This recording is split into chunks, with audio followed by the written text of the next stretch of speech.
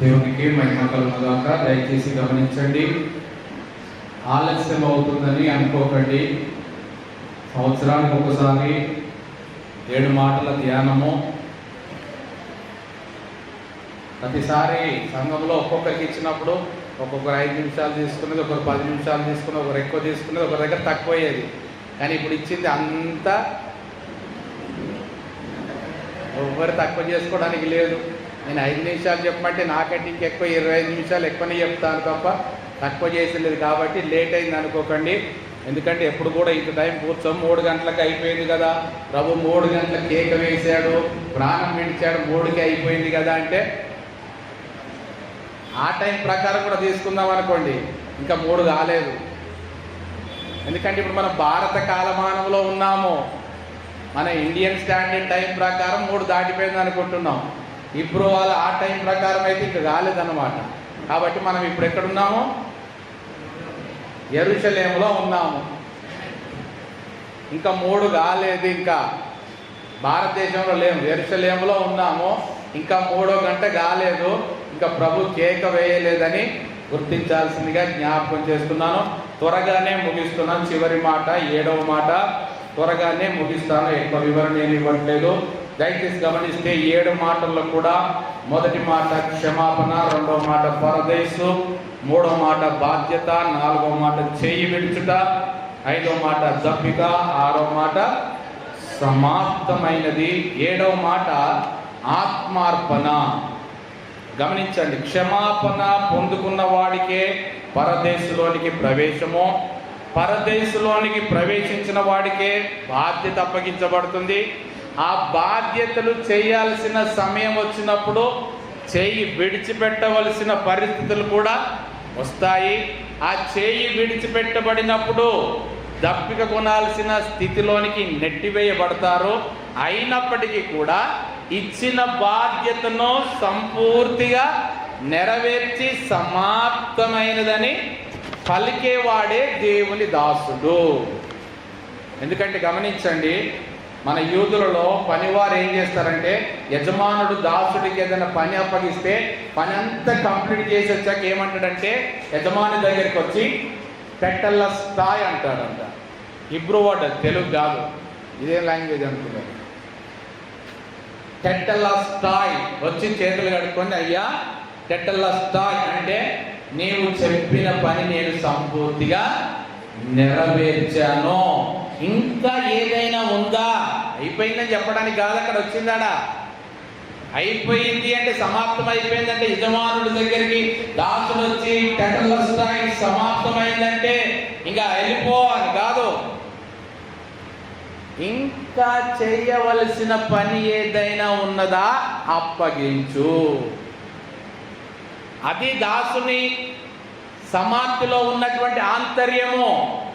ఇప్పుడు ఏదైతే నా పని ఇచ్చావో, ఏదైతే పరలోకా నుండి కిందికి పంపించి భూలోకం మీద నెరవేర్చమని ఇచ్చావో ఆ పని నేను సంపూర్తి చేశానో, ఇక మీదట ఏం చేయాలి, తర్వాత ఆర్డర్ ఏంటి, తర్వాత పని ఏంటి, అది దాసుడు అడిగేది. అందుకే మేము కూడా కమిటీ వారు 7 మాటలు మమ్మల్ని చెప్పమన్నప్పుడు నన్నే చెప్పమన్నారు.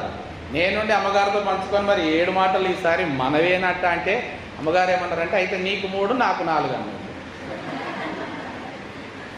అట్లా కాదు, నేను 3 4 అట్లా తీసుకోవడం కాదు, మధ్యలో గ్యాప్ రావాలా.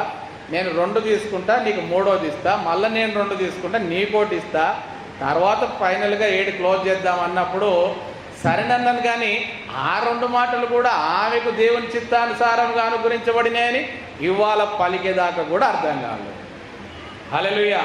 అంటే ప్రతిదీ కూడా దేవుని చిత్తానుసారంగానే జరిగించబడుతున్నది, సమాప్తమైనది. 6వ మాట, ప్రభువైన తండ్రి అయిన దేవుడు సృష్టి అంతటిని కూడా 6వ దినమున సంపూర్తి చేసి 7వ దినమున విశ్రమించాడు. సంపూర్తి చేయబడింది, సమాప్తి చేయబడింది. ఎన్ని రోజుల్లో? 6 రోజుల్లో.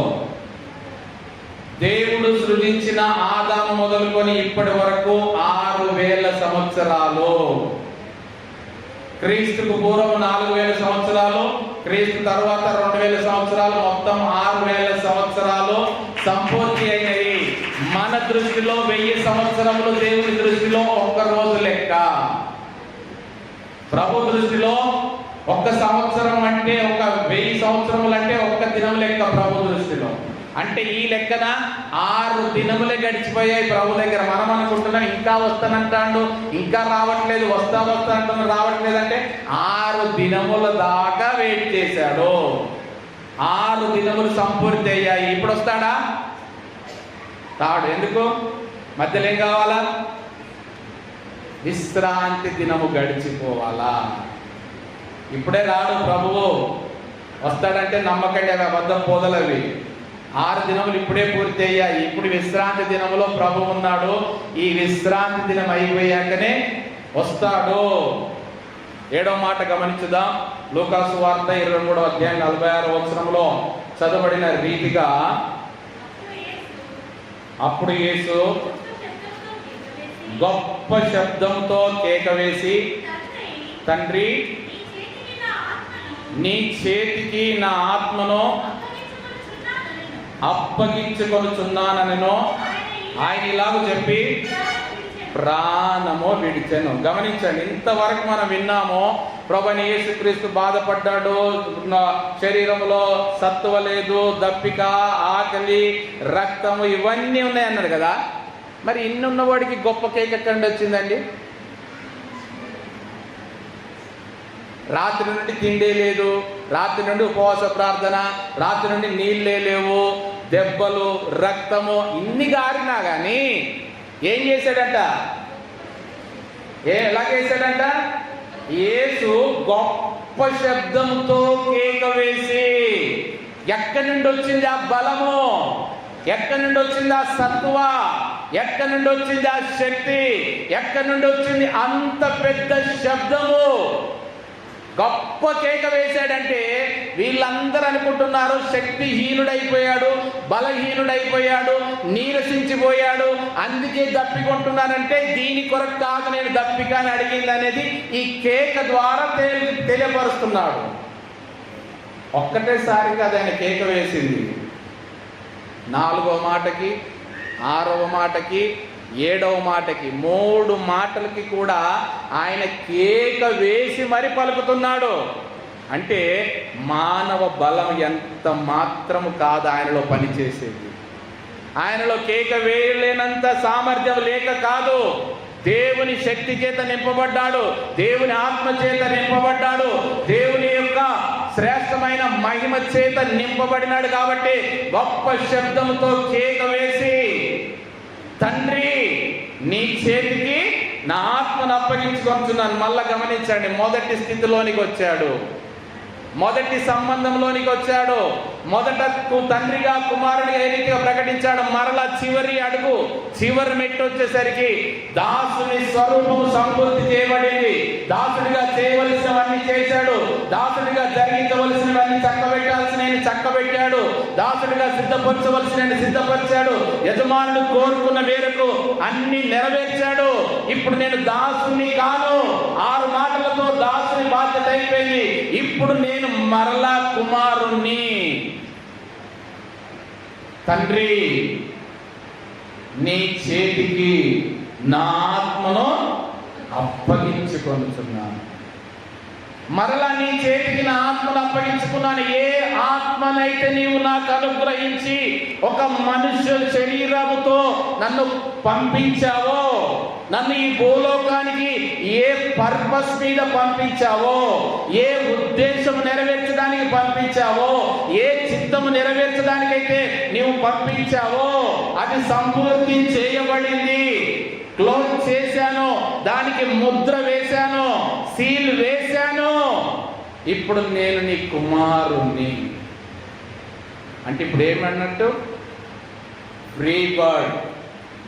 దాసుడు కాదు ఇంకా, దాసుడు కాదు ఇంకా. తండ్రితో కుమారుడిగా బంధకములు తొలగిపోయాయి. దాసుడిగా బంధకముల్లో చేయాల్సిన పనులన్నీ చేశాక, సంపూర్తి అయ్యాక స్వేచ్ఛ వచ్చింది, స్వాతంత్రం వచ్చింది, విశ్రాంతి వచ్చింది.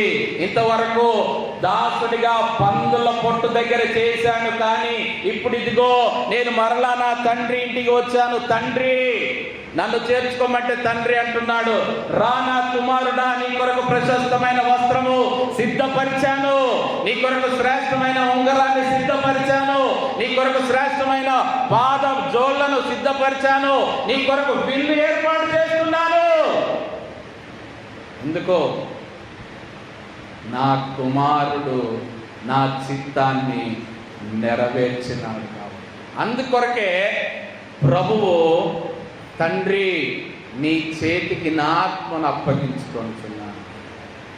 నేను వీరు అనుకున్నట్టుగా దుష్టుల చేతికి కాదు నేను నా ప్రాణాన్ని విడిచేది, వీరు హింసిస్తున్న హింసలను బట్టి కాదు నేను చనిపోయేది, వీరి కొరడా దెబ్బలకు కాదు నా రక్తం చిందించేది, వీరి యొక్క దూషణ మాటలకు కాదు నేను చనిపోయేది. ఇవన్నీ కూడా నెరవేర్చబడవలసినవి కాబట్టి నేను నెరవేర్చాను, కానీ ప్రాణం తీసే అధికారం వీరికి లేదు. వాళ్ళు అనుకుంటున్నారు సిలువ చేస్తే చనిపోతాడు, కొరడాలు కొడితే చనిపోతారు, దూషిస్తే చనిపోతాడు. కాదు, లోకంలో ఎవరికి కూడా ఆత్మను చంపే అధికారం లేదు. ఆత్మహత్య అంటారు, కానీ అసలు అది కూడా కరెక్ట్ వర్డ్ కాదు. నువ్వు ఆత్మను ఎక్కడ హత్య చేయగలుగుతావు? నీకు ఏ అధికారం ఎక్కడుంది? నీ శరీరాన్ని నువ్వు చంపుకుంటున్నావు తప్ప ఆత్మను చంపట్లేదు. ఆత్మహత్య కూడా కరెక్ట్ వర్డ్ ఏది దొరకక పెట్టారు, దాన్ని సూసైడ్ అని పెట్టి ఆత్మహత్యగా పాడుతున్నారు. కానీ ఆత్మకు హత్య ఎక్కడిది? ఆత్మకు మరణం ఎక్కడిది?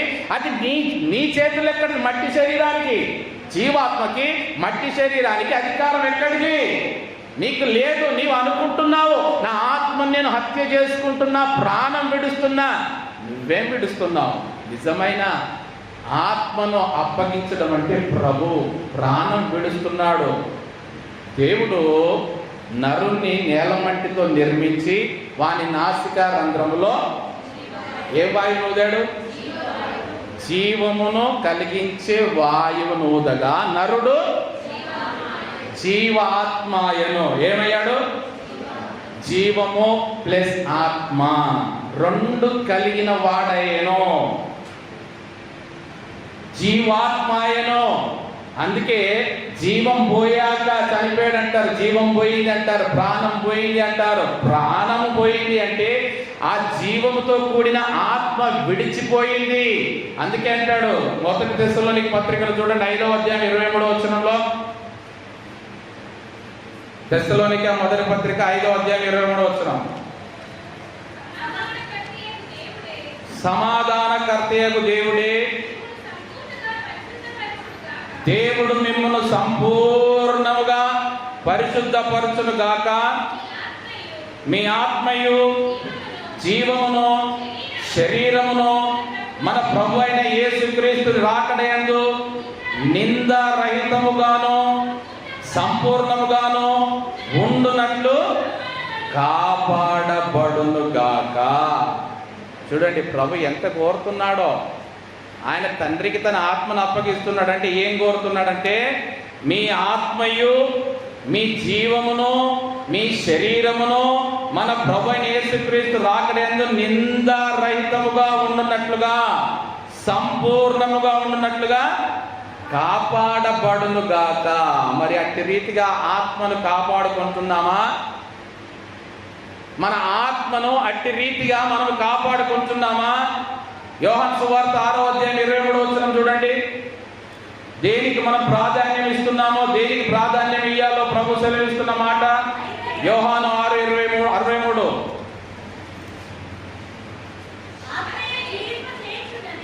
ఆత్మయే జీవింపచేయుచున్నది,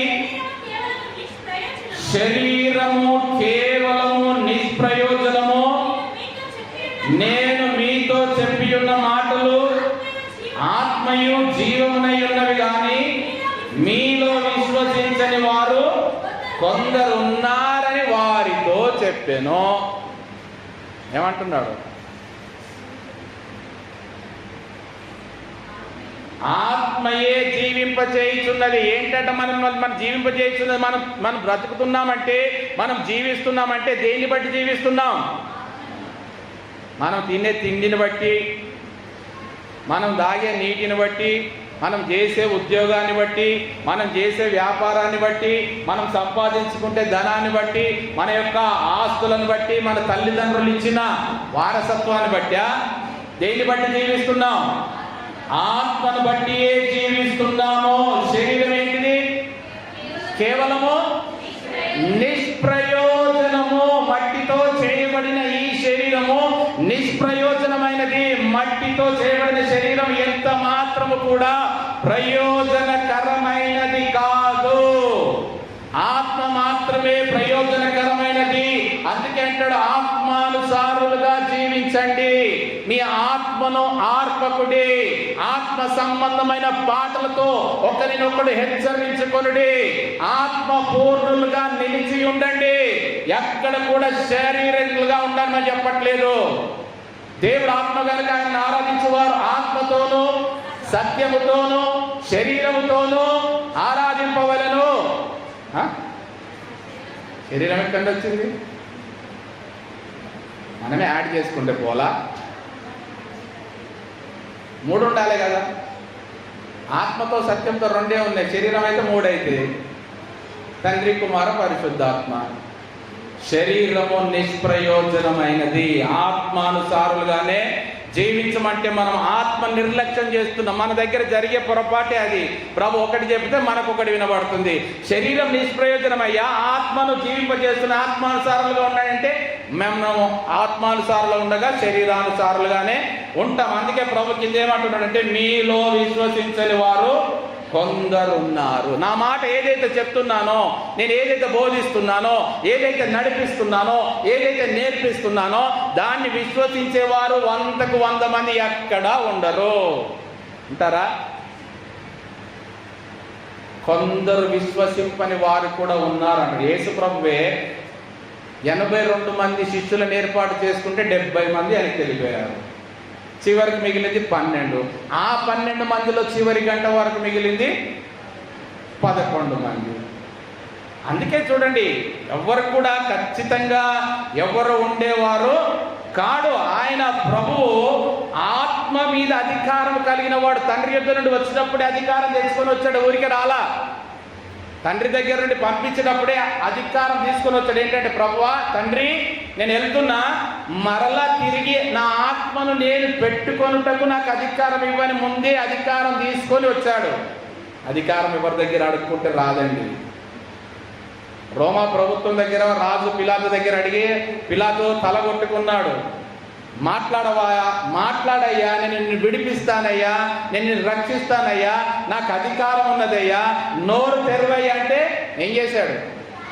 నోరు తెరిచాడా? గాడిద మీద కూర్చొని ఊరేగింపు చేసుకుంటూ వచ్చినప్పుడల్లా ఇక్కడ నోరు తెరిచాడా? వాళ్ళు అంత జయదానాలు చేసుకుంటూ ఊరేగించుకుంటూ ఆర్భాటంతో చేసుకుంటూ వచ్చినా కూడా సైలెంట్గానే యెరూషలేములోనికి ప్రవేశించాడు. వాళ్ళు చేశారు ఆర్భాటం, యేసయ్య చేయాల. ఒక్క మాట కూడా వాళ్ళకు వ్యతిరేకంగా పలకలా. సమాధానముగానే సైలెంట్గానే వచ్చాడు. పిలాతు కూడా రిక్వెస్ట్ చేశాడు, నేను విడిపిస్తాను. ఏం అధికారం నీకెక్కడిది? లేదు, నేనే నా తండ్రి దగ్గర అధికారమును కలిగిన వాడని. అందుకే అంటున్నాడు యోహాను 10:18 చూడండి. 10:18 ఎవడునో నా ప్రాణము తీసుకొనడు, నా అంతట నేనే దాన్ని పెట్టుచున్నాను, దాన్ని పెట్టుటకు నాకు అధికారం కలదు, దాన్ని తిరిగి తీసుకున్నటకు నాకు అధికారం కలదు. నా తండ్రి వలన ఈ ఆజ్ఞను పొంది తిన్నాను.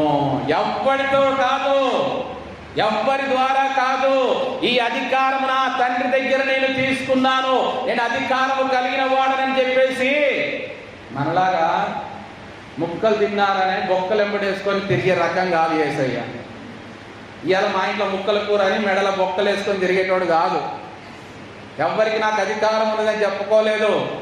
తండ్రితో అధికారం ముందే తీసుకొని వచ్చిన వాడై నా అంతట నేనే దాన్ని పెట్టుచున్నాను. ఈ పిలాతు కాదు, ఈ రోమా ప్రభుత్వం కాదు, ఈ ప్రధాన యాజకులు కాదు, ఈ యూదులు కాదు, ఈ పరిసయ్యులు కాదు, వీరెవ్వరు కాదు. నా అంతట నేనే నా ప్రాణములు పెట్టుచున్నాను, దానిని తిరిగి తీసుకునే అధికారము కూడా నాకు కలదు. నా తండ్రి వలన ఈ అధికారాన్ని నేను పొంది ఉన్నాను. దాని సమయానికి సరి అయిన రీతిగా ఎప్పుడు ఎక్కడ వాడుకోవాలో వాడుకుంటాను. అందుకని అంటున్నాడు, తండ్రి నీ చేతికి నా ఆత్మను అప్పగించుకుంటున్నానని చెప్పి తల వంచి ప్రాణము విడిచెను. ఆ సమయం వచ్చాక గమనించండి, మొదటి అద్భుతంలో అమ్మా నా సమయం ఇంకా రాలేదని చెప్పాడు. చివరికి వచ్చేసరికి తండ్రితో నా సమయం వచ్చేసింది, ఇదిగో నా ఆత్మ నీకు అప్పగిస్తున్నానని ప్రాణము విడిచిపెట్టాడు. ఆయన కేక వేసిన ఉద్దేశం ఏంటంటే గమనించండి, ధర్మశాస్త్ర ప్రకారము దేవాలయంలో ప్రతి దినము 3 గంటలకు సాయంకాల నైవేద్య బలి సమర్పించాల. ప్రతి దినము 3 గంటలకి సాయంకాల నైవేద్య బలి సమర్పించాలా. ఆ బలి సమర్పించిన తర్వాత యాజకుడు ఏం చేస్తాడంటే, బలి సమర్పించబడిన తర్వాత బూరను ఊదుతాడు. బూర ఊదడం అంటే దాని దేనికి నిదర్శనం అంటే బలి సమర్పణ చేయబడినది. యాజకుడు అర్పించవలసిన సాయంకాల నైవేద్య బలి సంపూర్తి చేయబడిందని ప్రజలందరికీ తెలవడానికి. అందుకే మసీదులల్లో సైరన్లు మోగే వాళ్ళు పెట్టుకున్న దాని ప్రకారమే సమయానికి మోగించి అయిపోయిందని చెప్పడానికే. ఆనాడు ధర్మశాస్త్రంలో యాజకులు బూరలు ఊదితే ప్రభువైన యేసుక్రీస్తు కూడా 3 గంటలకి కేక వేసి సాయంకాల నైవేద్యం సమర్పించడము పూర్తి అయిపోయిందని తండ్రి అని చెప్పి గొప్ప శబ్దంతో కేక వేసి బూరలు ఊది నేను జయశాలిగానే చనిపోతున్నాను తప్ప పిరికి వాడిగానో చాతగాని వాడిగానో వీరి కుట్రల కుతంత్రాలకు చనిపోవట్లేదని చెప్తున్నాడు ప్రభు.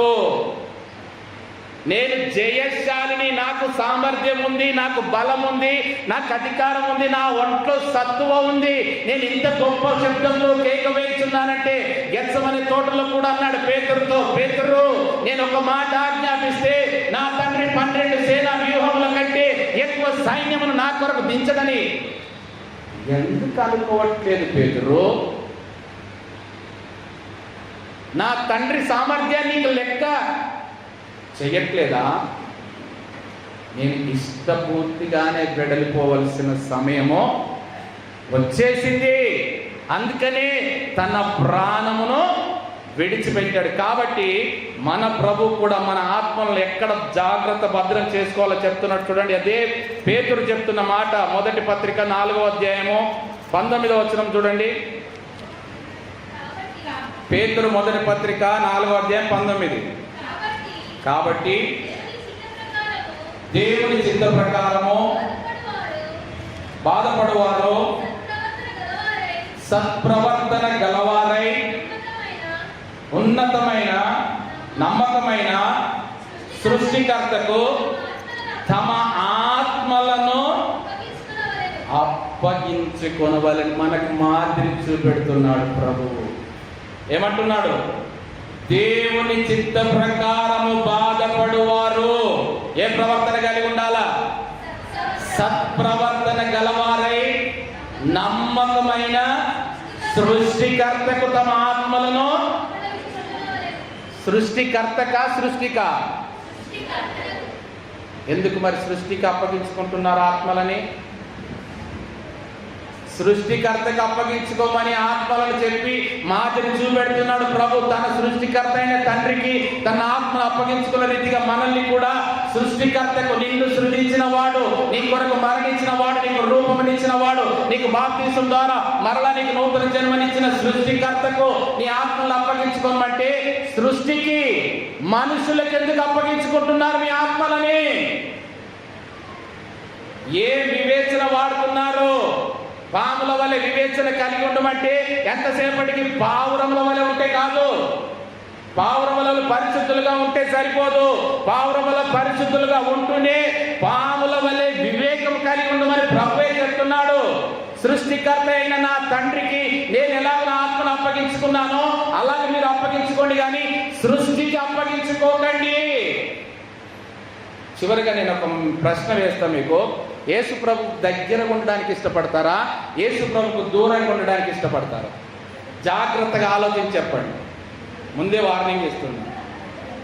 ముందే వార్నింగ్ ఇస్తున్నా, యేసు ప్రభుకు సమీపముగా దగ్గర ఉండడానికి ఇష్టపడతారా? యేసు ప్రభు ఇక్కడ ఉండడంటే కిలోమీటర్ దూరంలో ఉండడానికి ఇష్టపడతారా? Choice is yours. మళ్ళా రానున్నారు మీ ఇష్టం.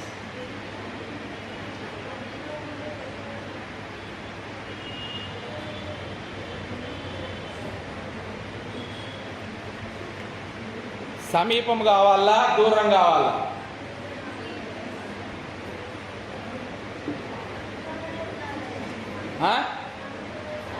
జాగ్రత్తగా ఆలోచించి పెట్టాలి, చెప్పాలి. సమీపంగా ఉంటే ఏ గుంపో చెప్తా, దూరంగా ఉంటే ఏ గుంపో చెప్తా. ఏ గుంపులు ఉంటారో మీరే నిర్ణయించుకోండి. యేసు ప్రభుతో సమీపమైన గుంపులో ఉంటారా, యేసు ప్రభుకు దూరంగా ఉండే గుంపులో ఉంటారా?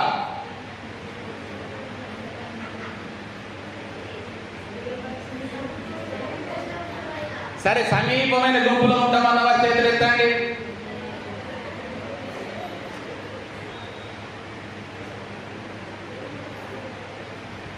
సరే, ఉద్దించండి. దూరంగా ఉండే గుంపులో ఉంటామన్న వారి చేతులు ఎత్తండి.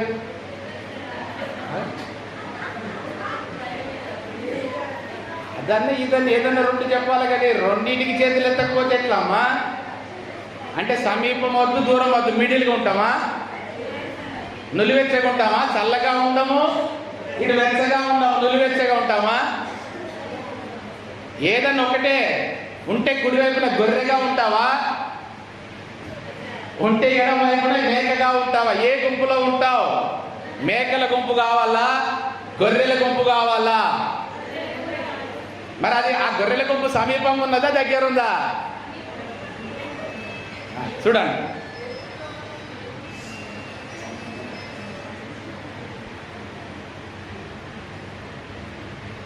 లూకా సువార్త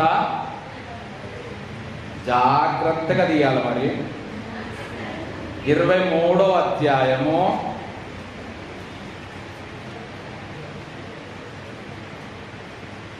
47, 48, 49 చదవండి. ఆయనకు నెలవైన వారందరూ గలిలయ నుండి ఆయనను వెంబడించిన స్త్రీలను దూరముగా నిలుచుండి వీటిని చూచుచుండిరి. ఎవరంట వాళ్ళు? ఆయనకు నెలవైన వారు. నెలవైన వారంటే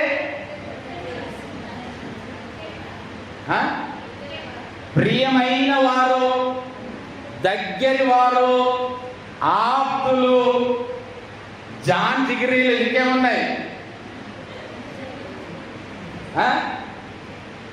నెలవైన వారందరూ, ఆయనకు నెలవైన వారందరూ గలిలయ నుండి ఆయనను వెంబడించిన స్త్రీలను దూరముగా నిలుచుండి వీటిని చూచు. మరి దగ్గర ఉన్నది ఎవరండి?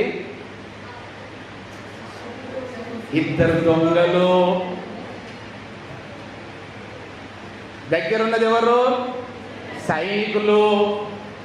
దగ్గరున్న గుంపు ఎవరు? శత్రువులు, శతాధిపతి. వీళ్ళే ఆయనను హతమార్చిన గుంపు. మరి దగ్గరున్న గుంపులో ఉన్నారా, దూరం ఉన్న గుంపులో ఉన్నారా? దగ్గరున్నామని పేరు చెప్పుకున్న వారేమో దూరంగా ఉన్నారు, నెలవైన వారందరేమో దూరంగా ఉన్నారు. ఇంతకాలం కనపడకుండా దూరంగా ఉన్న సైనికులు, బందిపోటు దొంగలంతా ఏమయ్యారు? దగ్గరికి వచ్చారు. మరి ఏ గుంపులో ఉన్నాం? చివరిగా ఒక్క మాట చెప్పి నేను ముగిస్తా. ఆయన సమాప్తమైనదని చెప్పి ప్రాణం విడిచాక జరిగిన కార్యం చూడండి. మత్తయి సువార్త 27వ అధ్యాయం 51.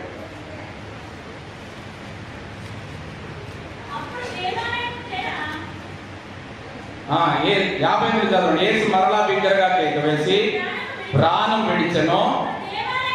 అప్పుడు దేవాలయపు తెర పైనుండి క్రింది వరకు రెండుగా చిరిగెను, భూమి వరికెను, బండలు బద్దలాయను, సమాధులు తెరవబడెను.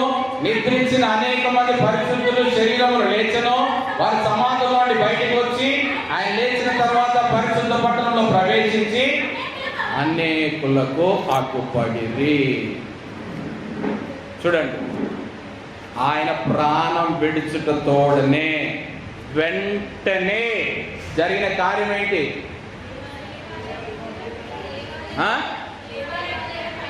దేవాలయపు తెర పైనుండి క్రిందికి ఏమైంది? ఎవరు చెప్పారమ్మా? దేవాలయపు తెర పైనుండి క్రింది వరకు రెండుగా ఎందుకు చిరిగింది? ఎందుకు? ఆయన ప్రాణం విడిచిన తోడనే తండ్రికి తన ఆత్మను అప్పగించుకొని ప్రాణం తల వంచి ప్రాణం విడిచాడు.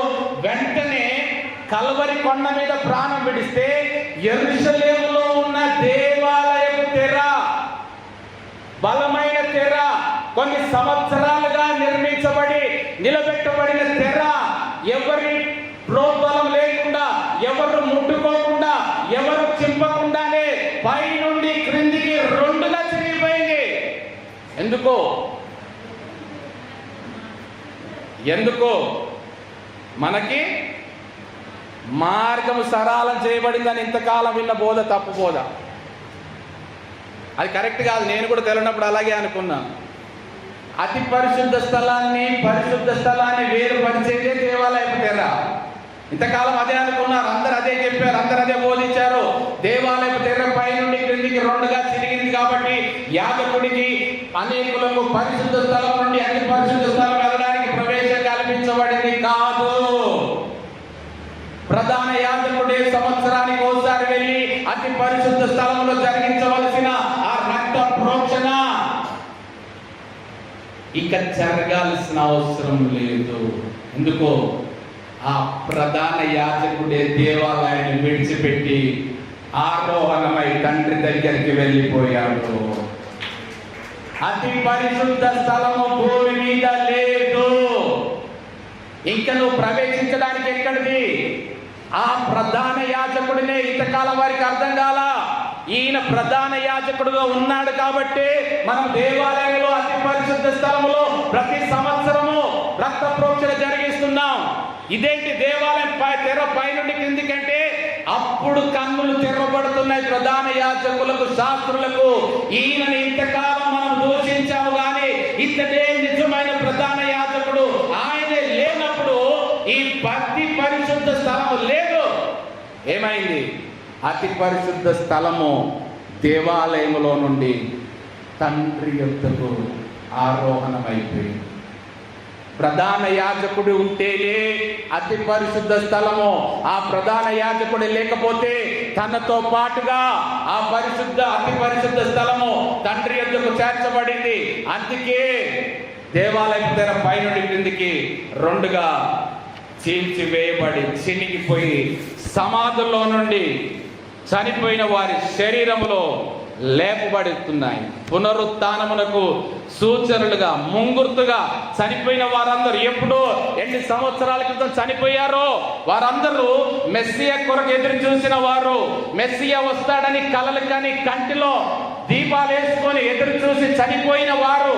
ఆ పరిశుద్ధుల శరీరములన్నీ కూడా యేసు ప్రభు ఎప్పుడైతే ప్రాణం విడిచాడో వారికి విడుదల కలిగింది. లేచారు. లేచి పునరుత్థానమైన తర్వాత అనేకులకు అగుపడుతూ ఉంటున్నారు. అది ప్రభు అయిన యేసుక్రీస్తు కుమారుడిగా తండ్రికి తన ఆత్మను అప్పగించుకొని ప్రాణాన్ని విడిచి ఈ భూమి మీద ఒకప్పుడు మోషే ద్వారా ఏర్పాటు చేయబడిన అతి పరిశుద్ధ స్థలము, నా కుమారుణ్ణి వీరు ఉండకుండా సంపూర్తి జరిగించారు. నా కుమారునితో పాటుగా ఆ అతి పరిశుద్ధ స్థలం ఇప్పుడు పరలోకములో తండ్రితో పాటుగా నియమించబడి ఉంటున్నది. ఆ ప్రత్యక్షపు గుడారం యొక్క నమూనా, నిజమైన ప్రత్యక్షపు గుడారము పరలోకములో ఉంది. మోషే నిర్మించింది నిజమైంది కాదు. తండ్రి అయిన దేవుడు మోడల్ చూపెట్టాడు. పరలోకంలో ఉన్న మోడల్ చూపెడితే, నమూనా చూపెడితే మోషే ఇక్కడ దాన్ని నిర్మించాడు. నిజమైన ప్రత్యక్షపు గుడారము పరలోకములో ఉన్నది. ఆ గుడారములో మనం కూడా నివసించడానికి ఆయన మనల్ని, మన ఆత్మలని తనకు అప్పగించుకోమని కోరుతూ ఉంటున్నాడు. ఒకవేళ అలాంటి తీర్మానం కనుక మనం తీసుకుంటే మన సృష్టికర్తకు మన ఆత్మలను అప్పగించుకునే వారుగానే ప్రభు మనందరినీ నిలబెట్టుకోను గాక. అందరం కూడా లేచి నిలబడదాం. చివరి ప్రార్థనతో ఈ యొక్క శిలువ మీద యేసుక్రీస్తు పలికిన 7 మాటల ధ్యానాన్ని ముగించుకుందాం. ఒకసారి మనల్ని మనం పరిశీలన చేసుకుందాం. ఈ దినము దేవుని చిత్తానుసారమైన దినము. దేవుడు తన యొక్క శ్రేష్టమైన వర్తమానములను తన సంఘము కొరకు సిద్ధపరిచి బయలుపరిచిన ఈ దినము శ్రేష్టమైన దినము, ఈ ధన్యకరమైన దినము. ప్రభువైన యేసుక్రీస్తు యొక్క మరణము, ఆ యొక్క మరణ ధ్యానము, ఆ చివరి 7 మాటలను ధ్యానించే ధన్యత నీకు నాకు మనందరికీ సంఘముగా ఈ సంవత్సరం అనుగ్రహించబడినదంటే ఇది శ్రేష్టమైన ధన్యతగా ప్రభు సెలవిస్తూ ఉంటున్నాడు. మనల్ని మనము పరిశీలన చేసుకుందాం. మనల్ని మనం ఒక్కొక్క మాటను పరిశీలన చేసుకుందాం. 7 మాటల్లో ప్రభువైన యేసుక్రీస్తు సంపూర్తి జరిగించడానికి పలకడానికి 6 గంటల సమయం మాత్రమే పట్టింది. కానీ ఆ 6 గంటల సమయంలో 7 మాటలు పలకడానికి ఆయనకు 33.5 సంవత్సరముల కాలము జీవించవలసి వచ్చింది. మన జీవిత కాలంలో మనం ఎన్ని మాటలను నెరవేర్చగలుగుతున్నాం? 33.5 సంవత్సరములు గడిపితే కానీ ఆయన 7 మాటలను సంపూర్తిగా నెరవేర్చలేకపోయాడు. మరి మనం ఎన్ని సంవత్సరముల జీవిత కాలంలో ఆయన 7 మాటల్లోని మాటలను మనము నెరవేర్చగలము? మన మొదటి స్థితి ఎలా ఉంటుంది, చివరి స్థితి ఎలా ఉంటుంది? ఈ మధ్యలో ఉన్నటువంటి 5 మాటలు, మొదటి మాట తండ్రితో మొదలుపెట్టి చివరి మాట తండ్రితో సంపూర్తి చేశాడే. కానీ ఈ మధ్యలో ఉన్న 5 మాటలు తన బాధ్యతను, పరిచర్యను ఏ రీతిగా నెరవేర్చగలిగినాడో మనల్ని మనము పరిశీలన చేసుకుందాం. ప్రభు దగ్గరికి వచ్చిన మొదటి దినం ఎలా ఉన్నాం? ప్రభు దగ్గరికి చేర్చబడి ఆ చివరి దినమున మనం ఎలాగ లెక్క అప్పగించుకోవలసిన వారముగా ఉంటున్నాము? ఈ మధ్యలో ఉన్న జీవిత కాలంలో ఏ రీతిగా మనం జీవించడానికి ఇష్టపడుతూ ఉన్నాం, జీవించగలుగుతూ ఉంటున్నాం, జీవించాలని ఆశపడుతూ ఉంటున్నాము, జీవించాలని తృష్ణ కొనుతూ ఉన్నాము. కానీ ఆ తృష్ణను తీర్చుకోగలుగుతున్నామా? ఆ తృష్ణను నెరవేర్చుకోగలుగుతున్నామా? ఆ తృష్ణను వెంబడించగలిగిన వారముగా మనల్ని మనం ఉంటున్నామా? పరిశీలన చేసుకుందాం.